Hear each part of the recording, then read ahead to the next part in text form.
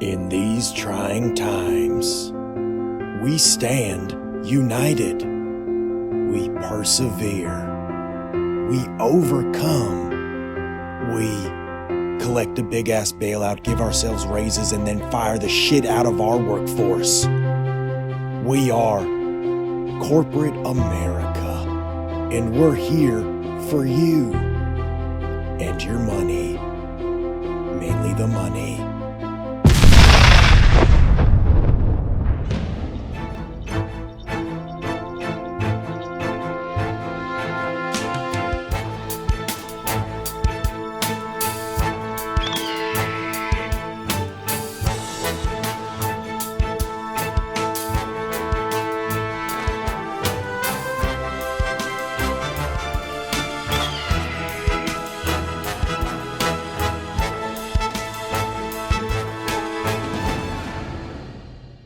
Hey everyone, welcome to a special bonus episode of Electoral Dysfunction. I'm your host, Tom Brennan, and I do my own sound effects. This week on our show, we got into a real in-depth conversation that we wanted to share here about whether or not Donald Trump would quit before he faces Joe Biden in the election. His poll numbers are just dropping. They're cratering to the basement. People are upset. You have unrest in the streets. You have a pandemic that he can't get a handle on. And we thought it was an interesting question. Now, the answer is, probably not. I don't think he's going to quit because he's a villain and they hang in there to the end. It's like a horror movie. Like Jason Voorhees doesn't quit. You got to kill him like 3 times. I am not suggesting we should kill anybody. Simply saying what happens in horror. But it's a really great conversation, particularly with some folks who have spent a lot of time getting inside Trump's head, as we'll talk about. So here now, without further ado, is that special conversation with our guests, filmmaker Julie Sharbut, comedian Hannah Bell, Chicago Tribune editorial columnist Rex Hupke, and Daily News editorial columnist Robert George. Ned Thorne, star wipe us to the conversation. So speaking of taking things personally, this week, the President of the United States, who again is still Donald John Trump as of this recording, held a Rose Garden press conference, held it shortly after news was canceled that his New Hampshire rally that was to be this weekend was canceled, or maybe it was to be last weekend, was canceled. And it was a press conference that quickly turned into quite the Joe Biden bashing affair.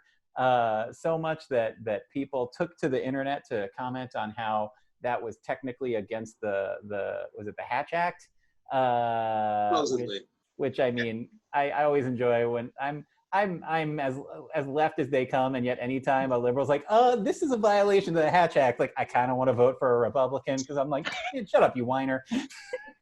The Hatch Act is second only. Knows what that means. Violations of the Hatch Act are second only to violations of the Logan Act on your obscure political bingo card. By the way, it's look, the guy uses. It's like, oh, I felt like people were like, I can't believe he would disgrace the Rose Garden by making this political, and I was like, that's maybe the least disgraceful thing he did this week. Yeah. But it was a pretty rambling press conference. It made him seem a little, I think it's fair to say, for someone who wants to be a strong leader, not his strongest leader moment. He kind of went off the rails complaining about this and that and the other. And later in the week, not a great week for him with the press, the interview with Chris Wallace on Fox News, which I don't believe has, as of this recording, has gone live yet, but we've already seen clips where even Chris Wallace, although Chris Wallace is known as being sort of the honest reporter of the Fox News empire, explicitly told him that no, Joe Biden is not looking to defund the police, and it wasn't one of those nuanced things that you see with other reporters. It was sort of very clearly like, no, these things are not true. It seems there's still months to go, so anything could happen, and certainly he changed up campaign managers, which much as I don't like Donald Trump, I'm starting to understand why he doesn't pay his people if they do as bad of a job as like Brad Parscale's of the world do. Brad Parscale was making a fortune. Yeah. Man, I was like, which was part of the problem. Yeah, he's robbing you blind. Donald Trump suddenly realized that Brad Parscale was using Trump's name to make money. Where would he get an idea like that? Right, yeah, exactly. Well, I When think the about this too. grifter becomes the grifty. Or, Yeah, like, he has his rapid I response. learned it from you, guy- Dad. I learned it from you. Well, it wasn't Trump's rapid response guy, but it's the GOP's rapid response guy. This guy, Steve Guest. And Steve Oh, Guest he's had the two tweets this week that just got him dumped to hell. One was where he posted a photo where he really got Donald Trump because it was one of Joe Biden's sons wearing a Redskins hat, except the shot is of then single dad Joe Biden cuddling his son, which was like the most heartwarming photo. He's like 2-year-old, like his like 1-year-old or 2-year-old son. Yeah. And then later he It's like called out very- Elizabeth. It's like this really warm, like Yeah. probably late 70s kind of image. You know what I mean? It had that sort of Sepia tones. yeah. That very felt painterly. It had everything but like sweet music playing. Yeah. It had everything but the photo next to it was Trump with either Don Jr. or Eric, looking like he was in a like also around like 6 or 7 years old, looking slightly hostage video like. yeah. You know, so. Which, by the way, if you had asked Donald Trump who was in that picture with him, he also would have said that's either Don Jr. or Eric. One of those guys. One of those two guys. Later, Steve Guest, Elizabeth Warren had done a video for the Biden campaign where she said her dog was voting for Biden, and Steve Guest Bailey. called her out on supporting voter fraud. So these people are like, again, I don't like Donald Trump, but these people are straight up robbing him of money at every They're turn. bad at what they do, fundamentally. It could go, if one thing I've learned as a Democrat, it's that we know how to blow winnable elections, but Donald Trump not doing a great job running for president right now. Certainly not doing as good of a job as he did 4 years ago, and it's questionable if he did a good job 4 years ago. My friend Rich Lowry from National Review has a great column this week, which is entitled "Joe Biden's Perfectly Adequate Campaign," and he's basically saying that Biden is just putting out his initiatives and so forth, and from the perspective of National Review, Biden is the far, because he's adopted a fair amount of Bernie Sanders' programs and platform. He said that Joe Biden is probably the most left-wing, just from a platform, left-wing Democrat to run for president in decades.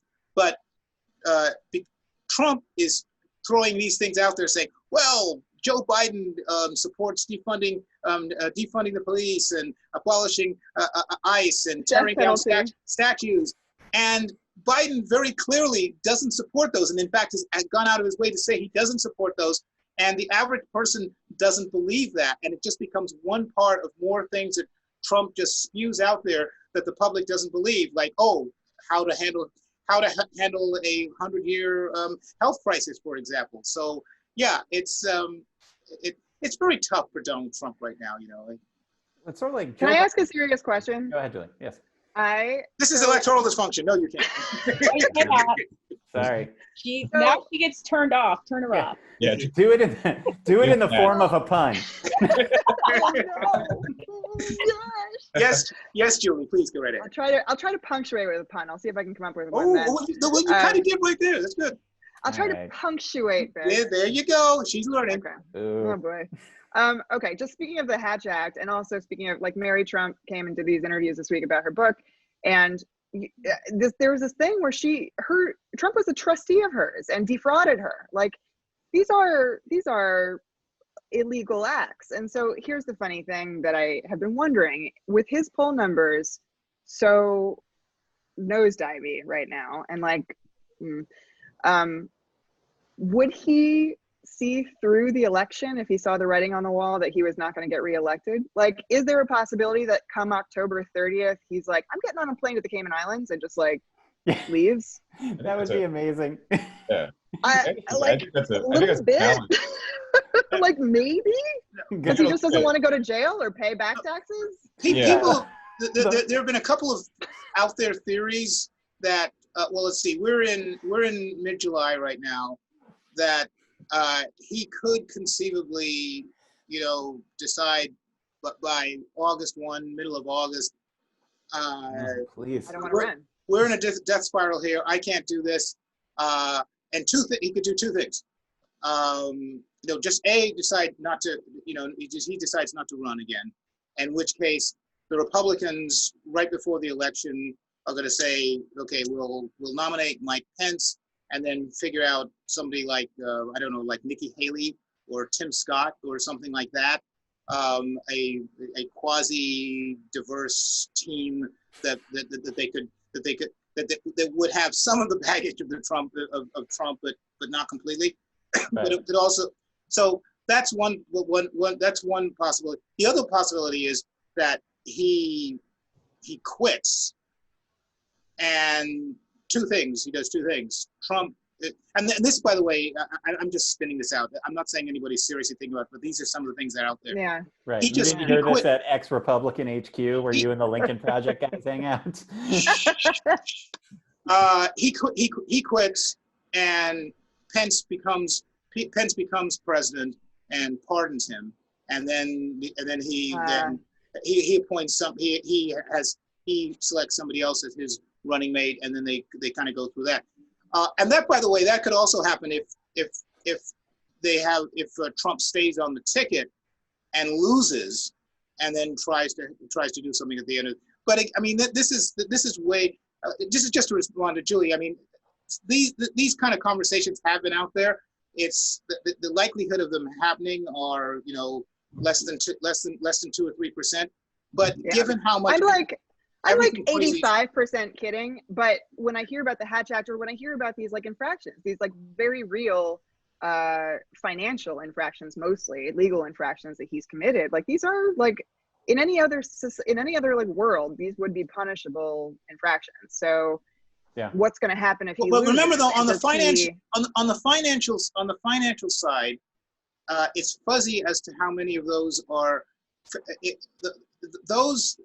Like for example, his Supreme Court case that is still being adjudicated with Cy Vance, that's a state infraction, which means that even if Pence pardoned him, even if a President Pence pardoned him for any federal offenses, that would not get him off the hook on what's going on in New York, because that would be a state crime.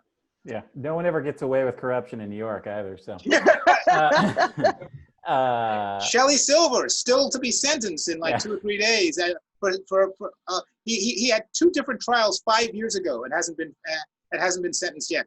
Go Andrew figure. Cuomo's the kind of guy who could pardon Trump and then still somehow cruise to re-election in this state. That's just how we do it here. We'd be like, that son of a but whatever. I mean, if I vote against him, he knows where I live. That's pretty much the driving reason I ever vote for Cuomo, is I'm pretty sure he knows where everyone lives in this state. So like, I don't want him showing up at my door. Hey, Rex, you want to give us any insight on how it plays in Chicago? Yeah. We love corruption here, so it's crazy. No, but I think the one thing that I've been thinking about a lot lately, because I've written so much about Trump that I've you kind of try to learn about him, get into his head a little bit, which is a terrible place with lots of spiders. But I do think, I mean, I'll try to make this as quick as I reasonably can, but he is incapable of losing, right? He will not allow himself to lose. There will be an excuse. There will be a reason that he loses, assuming he loses the election. There is a part of me that honestly believes, and you've seen it more and more with his kind of pivot away from Fox News and towards the OAN, the One American News Network, whatever, the just batshit insane, InfoWarsy kind of state-run media network. For him to continue his grift, which is the other thing he has to do, he can't lose, and he has to keep conning people. That's sort of his lifestyle. So if he loses, and then he can just inflame this like grievance-oriented base that he has, and he was robbed, and they were robbed, and this is horrible, and oh my God, and then he gets out and he gets hold of OAN, and then he just uses it as his own personal propaganda network, and then he fleeces the hell out of everybody that still supports him, and there would still be a decent number of people, sadly, and the Trump company creates a bunch of like lower end Trump properties to send people, what I mean? There's it's like a just giant machine that could go forward and make money. Now that sets apart the legal concerns, which are very real for him. But there's a part of me that, I think for him he's looking at exit plans. Maybe he'll win and avoid a lot of problems. But if he does lose, then he has to lose with a purpose. And if you think he's going to go out and admit that he lost, forget it. That'll never happen. Not in a million years. I totally agree. The only, again, silver lining, I think people forget that like New Yorkers and like stopped lending him money decades ago. Like nobody thinks that he is like a viable business man. That's why he had to go to the Russian banks. And I'm not saying that as a joke. No, I know, 100%. Yeah, 100%. So if he loses this election, it's not like he can go back, and like take from our shops and boutiques. Like he cannot go back to his town and like put his arms around everybody and like he'll pull himself back. By the way, can I make a very kind of depressing observation? I guess you can, sure. Possibly, yeah. That's what we one of the things that we have to be on the lookout in terms of if he loses is that so many states have moved in the direction of either expanding absentee ballots or mail ballots and things like that. New York, which did that for its primary, which was on June 23rd. This is the weekend of July 18th and 19th. Just 2 or 3 days ago, some of the House primary races were finally called. So Friday. we're talking 3 weeks or so. Yeah, they called for Bowman on Friday. Right, Elliot Engel. 2 years ago, in 2018, the Arizona Senate race between Kristen Sinema and Martha McSally. It was 3 weeks, nearly a month before that was finally called. And the longer it got, Trump started sending out these tweets saying they're stealing the vote. They're stealing the vote. It's a ripoff. You can't let them get away with this. If on election day there are 3 or 4 states that are still in play, and they're too late to they're too close to call, including Florida, including Arizona, maybe some of the Midwest states. Just imagine what Trump will do with Twitter, particularly since he's already seeded the ground, SEEDED, seeded the ground that that mail-in votes should be considered corrupt, should be considered a rigged election, and so forth. So we before we started taping, we were joking around about the 2000 election in Florida, which ended up being incredibly intense, and you had people screaming and yelling at each other and so forth. We now have a president who early on this year tried to unleash the forces in a number of states, demanding that they open early, and you had people showing up with long rifles in Michigan outside of the Capitol. Just imagine that now with the election hanging in the balance. So I hate to make that kind of a forecast, but I don't think it's out of the. I think that's far likelier than the whole notion of Trump dropping off the ticket and Pence running and so forth. It's a shame because I really, off of Julie's point, like it's so amusing to me to imagine the Wednesday after election day and people are like, where's the president? Well, it's like, we don't know. All the calls to the White House are going right to an answering machine. We went to the Oval Office, all the towels are gone. They pulled all the copper wiring out of the walls, and no one's seen Air Force One. Oh, it just landed in Moscow.